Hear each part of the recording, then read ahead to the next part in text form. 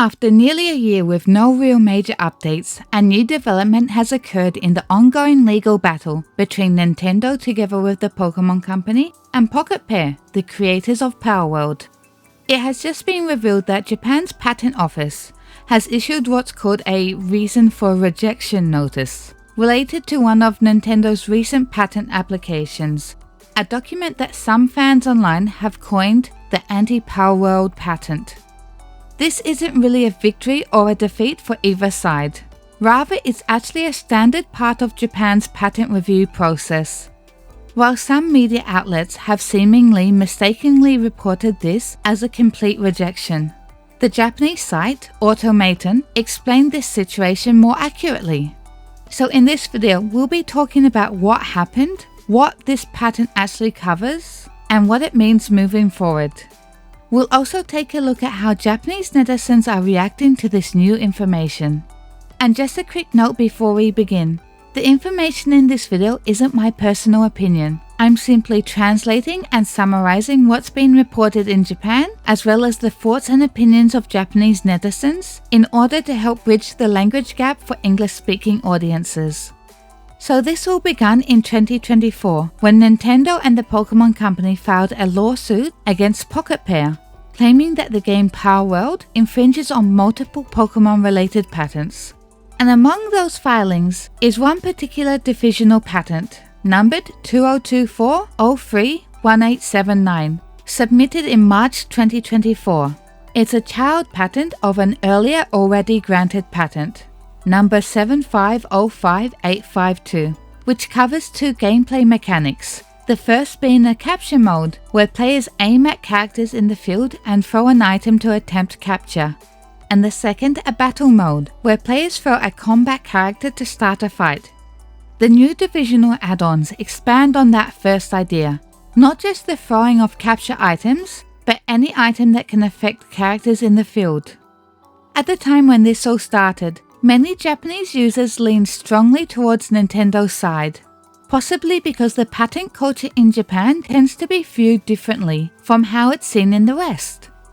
I actually broke down those cultural differences in my first video on this topic. Please do consider checking out that later if you want to know more. But now back to the new information. The JPO recently sent Nintendo a reason for rejection notice under Article 29.2. Basically, this means that the examiner believes that the application lacks anything inventive or originality. It seems that they found and determined that some of the mechanics described in the patent application already exist in previous games. In fact, they specifically cited examples like Ark, which uses a similar system. But here's the most important part: it's not a complete solid rejection. Its purpose is to give the applicant a chance to respond. Usually, companies submit amendments to clarify or narrow their claims, and include written arguments explaining why their concept should still be considered unique. And on this topic, it seems like even Nintendo's earlier parent patent was initially rejected before being amended and later approved. So this step isn't really surprising or unusual. Now, let's shift our focus and have a look at the thoughts and opinions of some Japanese netizens. At the time of preparing this video, Automaton was the only major Japanese game media outlet covering the story. Some Japanese netizens reacted with pretty blunt sarcasm, with one person saying, "Lacked innovation. There's no words that better fit the current Nintendo better than that." Another was amused that the rejection reason literally said, "That's already been done by Ark." And others joked that Nintendo was trying to patent something that other games have had for years. Meanwhile, some who seem a bit more familiar with patent law pointed out that this is completely normal, explaining that big companies like Nintendo often file intentionally broad patents, expecting an initial rejection, then narrowing them down later on. One Twitter user summed it up perfectly. "This doesn't mean that the patent was a failure. This is just a standard back and forth process in the gaming industry." But some netizens did share their frustration at how Nintendo uses patenting, saying that Nintendo has become too aggressive.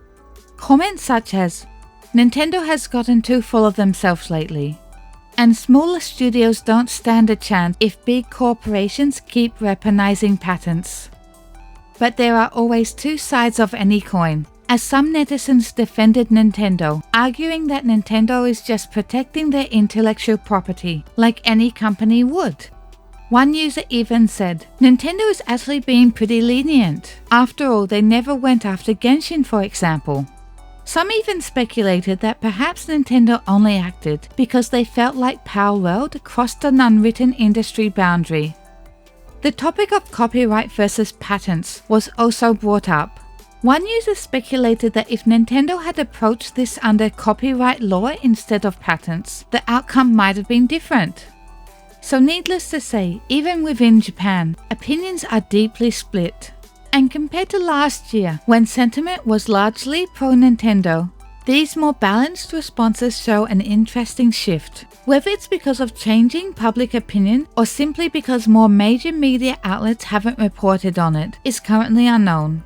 But what can we take away from all of this? I guess it all comes down to whether you see it from the perspective of Nintendo just defending its legacy or overreacting and overreaching.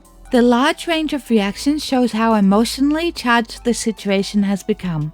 It truly feels like this isn't simply a lawsuit, but a debate about the line drawn in the sand between protection and innovation. At the end of the day, this rejection is neither a win or a loss. It's just one more round in the long match between Nintendo and Pocket Pair in the legal system and the court of public opinion. But let me know what you think. Is Nintendo just protecting its intellectual property, or are they pushing too far? Thank you so much for watching, but for now it's time for me to say bye bye, mata ne.